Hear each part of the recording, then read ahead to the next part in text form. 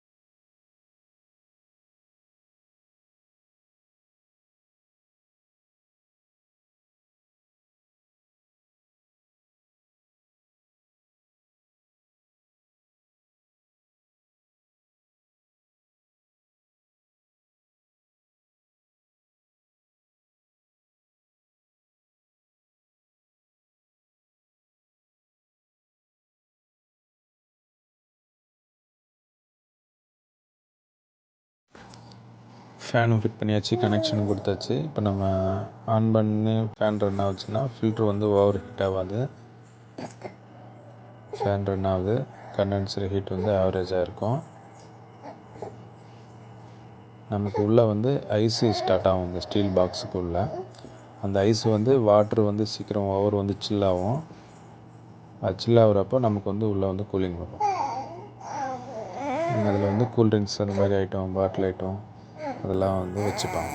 இந்த மாடல் இது water chiller இதோட மாடல்